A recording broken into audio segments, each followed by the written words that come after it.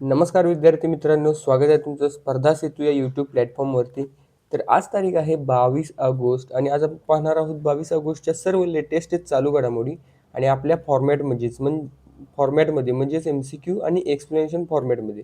जर चॅनलवरती नवीन असाल तर चॅनलला सबस्क्राईब करायला विसरू नका. तर चला सुरुवात करूया आजच्या आपल्या पहिल्या प्रश्नाला. तर आजचा आपला पहिला प्रश्न आहे 12वी ब्रिक्स कम्युनिकेशन मिनिस्टर्स मीटिंग कुठे आयोजित करण्यात आली? पर्याय आहेत नवी दिल्ली, पुणे, मुंबई, हैदराबाद. तर याचं योग्य उत्तर आहे पुणे. तर याबद्दल थोडीशी आपण अधिक माहिती घेऊया. 12वी ब्रिक्स दळणवळण मंत्री परिषद म्हणजेच 12th BRICS communication ministers meeting भारतामध्ये पुणे येथे आयोजित करण्यात आली होती. बैठकीची मुख्य माहिती तर दिनांक होता 21 ऑगस्ट 2026. अध्यक्षता केंद्रीय दळणवळण मंत्री ज्योतिरादित्य सिंधिया. मुख्य विषय म्हणजेच थीम लवचिक भविष्यासाठी नाविन्यपूर्णता, सहयोग आणि परिवर्तन म्हणजेच innovate, cooperate and transform for the resilient future. तर यानंतरचा आपण दुसरा प्रश्न पाहूयात. भारत आणि ब्राझील यांनी 21 ऑगस्ट रोजी कोणत्या क्षेत्रातील सहकार्यासाठी MOU केले? पर्याय आहेत संरक्षण, दूरसंचार व ICT, कृषी आणि अवकाश संशोधन. तर याचं योग्य उत्तर आहे दूरसंचार व ICT. तर या प्रश्नाबद्दल आपण थोडीशी अधिक माहिती घेऊया. भारत आणि ब्राझील यांनी 21 ऑगस्ट 2026 रोजी पुण्यात पार पडलेल्या 12th ब्रिक्स कम्युनिकेशन मिनिस्टर्स मीटिंगच्या बाजूला दूरसंचार म्हणजे टेलिकम्युनिकेशन्स आणि माहिती व संप्रेषण तंत्रज्ञान म्हणजे ICT या क्षेत्रातील सहकार्यासाठी एक सामंजस्य करारावर MOU स्वाक्षरी केली. कराराचे मुख्य मुद्दे तर डिजिटल पायाभूत सुविधा म्हणजे दोन्ही देशांमध्ये डिजिटल आणि दूरसंचार पायाभूत सुविधा बळकट करणे. उद्योगातील तंत्रज्ञान तर 5G, 6G, कृत्रिम बुद्धिमत्ता म्हणजेच AI, इंटरनेट ऑफ थिंग्स म्हणजेच IoT आणि उपग्रह संप्रेषण यासारख्या उद्योगातील नवीन तंत्रज्ञानावर संयुक्त संशोधन व विकास. सायबर सुरक्षा तर सायबर सुरक्षेला प्रोत्साहन देणे आणि डिजिटल फसवणूक किंवा धोके टाळण्यासाठी सर्वोत्तम पद्धतींची देवाणघेवाण करणे. तर डिजिटल सार्वजनिक पायाभूत सुविधा म्हणजे DPI तर सर्वसमावेशक आणि सुरक्षित डिजिटल इकोस्पिडला चालना देणे. आय होप हा प्रश्न तुम्हाला समजला असेल. यानंतरचा आपण दुसरा प्रश्न पाहूया.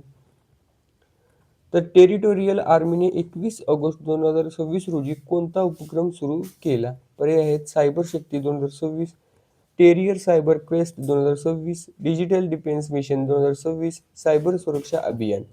तर याचं योग्य उत्तर आहे टेरियर सायबर क्वेस्ट 2026. तर याबद्दल थोडीशी आपण अधिक माहिती घेऊया. टेरिटोरियल आर्मीने 21 ऑगस्ट रोजी टेरिटोरियल सायबर क्वेस्ट 2026 ही राष्ट्रीय स्तरावरील सायबर हॅकथॉन स्पर्धा सुरू केली.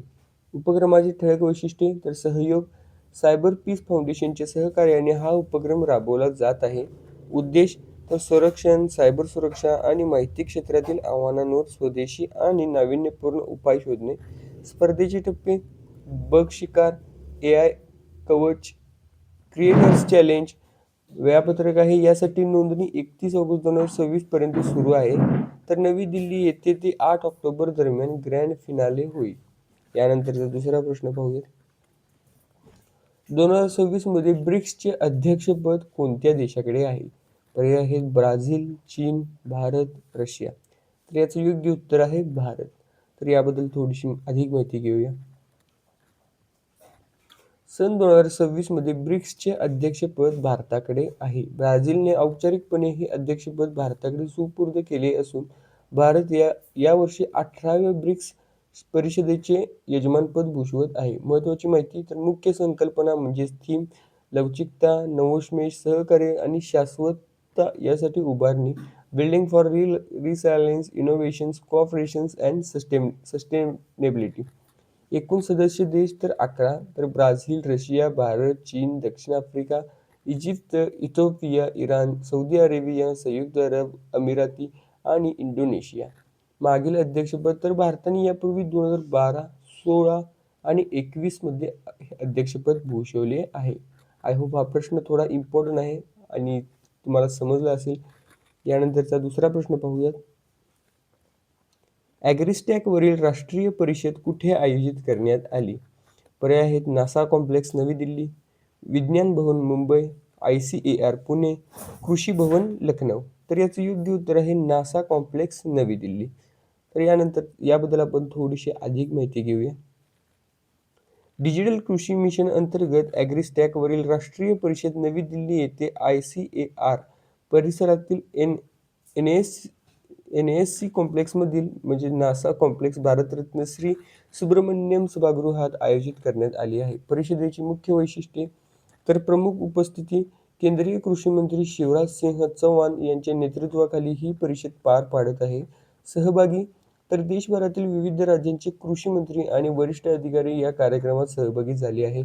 मुख्य वैशिष्ट्ये मुख्य विषय तर डिजिटल कृषी मिशन आणि डाळींच्या आत्मनिर्भरतेसाठी मोहीम यावर यामध्ये चर्चा केली जात आहे. तर यानंतरचा आपण दुसरा प्रश्न पाहूयात. महाराष्ट्र आणि जर्मनीतील कोणत्या राज्यासोबत आर्थिक सहकार्य वाढवण्यासाठी जॉईंट डिक्लेरेशन ऑफ इंटेंटवर स्वाक्षरी केली? पर्याय आहेत बावरिया, हसेन, सॅक्झोनी आणि वेडेन वुंटरमर्क. सॉरी हा थोडासा ओके. तर याचं योग्य उत्तर आहे हेसेन. तर याबद्दल आपण थोडीशी अधिक माहिती घेऊया.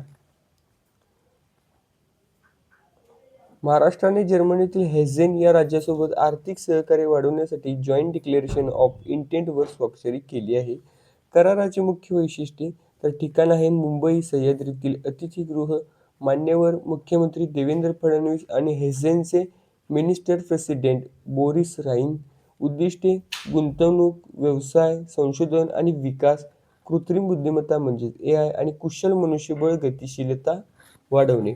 आय होप आजचे प्रश्न तुम्हाला खूप आवडले असतील. एकदा कमेंटमध्ये नक्की सांगा की प्रश्न कसे होते आणि अजूनही चॅनलला जर सबस्क्राईब केले नसेल तर सबस्क्राईब करा, कारण सर्वात जलद चॅनलवर या करंट अफेअर्स येत असतात. तर भेटूया पुढल्या व्हिडिओमध्ये.